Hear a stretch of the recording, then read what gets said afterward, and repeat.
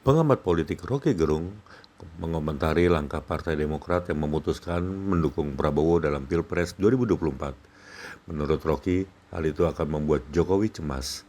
Sebab dengan bergabungnya Demokrat ke kubu Prabowo, Rocky menilai adanya kesepakatan yang dibuat SBY dan Prabowo. Sehingga ia menilai ide perubahan akan dihadirkan dalam kepemimpinan Prabowo jika terpilih sebagai presiden. Padahal sebelumnya, Prabowo lantang menyuarakan bahwa ia akan melanjutkan program-program Presiden Jokowi. Menurutnya, Jokowi akan khawatir jika ide perubahan SBY akan bertentangan dengan program yang ia perjuangkan. SBY mulai naik ke bukit dan akan turun gunung, gitu ya. Karena kemarin dia berkunjung ke Hambalang, berarti naik bukit Hambalang, tapi kemudian akan turun gunung membantu Pak Prabowo dalam Pilpres 2024. Ini kelihatannya sudah final jadinya, karena walaupun kemarin belum ada deklarasi, tapi akan segera deklarasi ya, Bung Rocky. Iya, saya melihat ini semacam final solution itu. Ini bukan versi apa namanya Jewish yang disebut final solution itu. Tetapi satu upaya yang bisa kita pastikan akan ada perubahan banyak paradigma politik. Yang pertama pasti Pak Jokowi mungkin tidak kaget juga dia bahwa OSB akhirnya pergi ke Prabowo. Atau lebih lagi kaget Pak Jokowi kok Prabowo mau menerima SBY yang jelas-jelas ambil posisi berseberangan dengan Jokowi itu. Jadi poin pertama adalah orang lihat ini taktik, ini siasat, atau betul-betul rasa sakit hati yang kemudian dialihkan menjadi koalisi dengan Prabowo. Tapi kita tahu bahwa antara Prabowo dan Pak SB ada semacam hate and love relation itu. Tetap ada persaingan antara dua jenderal ini, kita tahu latar belakangnya. Tapi juga ada semacam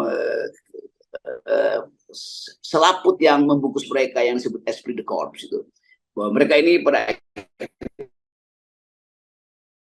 adalah tentara militer yang berupaya untuk tetap berpengaruh dalam politik Indonesia. Jadi dua hal yang samar-samar ini sekarang menjadi jelas. Apalagi Pak SB pakai istilah yang dia suka sebutkan, turun gunung. Satu ya gimmick di dalam kemiliteran itu. Dan saya lihat bahasa tubuh Pak SB betul-betul merasa lebih nyaman sebetulnya dengan Pak Prabowo. Demikian juga Pak Prabowo tuh. Yang masalah adalah partai-partai yang sebelumnya telah ada di kalangan Pak Prabowo, PAN misalnya terutama atau Golkar. Ya Golkar mungkin ya lebih mudah untuk pahami keadaan itu karena Golkar agak belakangan. Tapi PAN yang udah menyiapkan Erick Thohir itu jadi soal berikut. Dan demikian juga Golkar yang merasa bahwa kehadiran SBY itu bukan partai demokratnya, tapi profil SBY itu sangat kuat. Dan dia masih mampu untuk berpengaruh karena fungsi dia selama 10 tahun pemerintah. Dia juga tahu apa yang sebetulnya ada di dalam benak partai-partai politik ini. Sama seperti Pak Jokowi bilang, saya tahu isi kepala partai-partai Demokrat. SBY bilang, iya tapi isi hati saya Anda nggak tahu. Kira-kira begitu kan. Jadi terbuka peluang untuk memikirkan politik di dalam hal yang lebih pragmatis. Tetap aja langkah SBY adalah langkah yang pragmatis. Tetapi orang menghitung kalau begitu ada deal dengan Pak Prabowo bahwa ide perubahan itu akan dihadirkan di situ. Nah Pak Jokowi yang merasa cemas jangan sampai ide perubahan Pak SBY itu betul-betul setara dengan apa yang dia masih perjuangkan ketika masih bersama-sama dengan.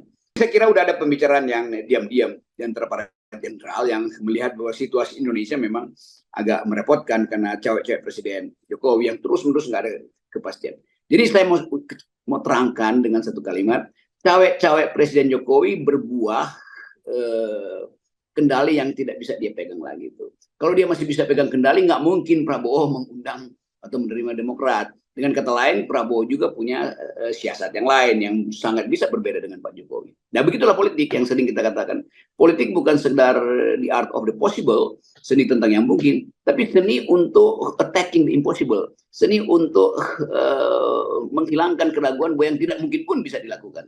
Nah ini contohnya tuh betapa politik Indonesia tumbuh di dalam ketidakpastian dan orang menonton ini sebagai ya tidak ada problem dari ketiadaan kejujuran di dalam politik yang dimulai oleh berebut 20%. Jadi tetap FNN punya satu satu standing moral untuk mengatakan karena kalian itu berebut 20%, maka terjadilah cawe-cawe politik yang isinya adalah pragmatisme, akan bahkan oportunistik.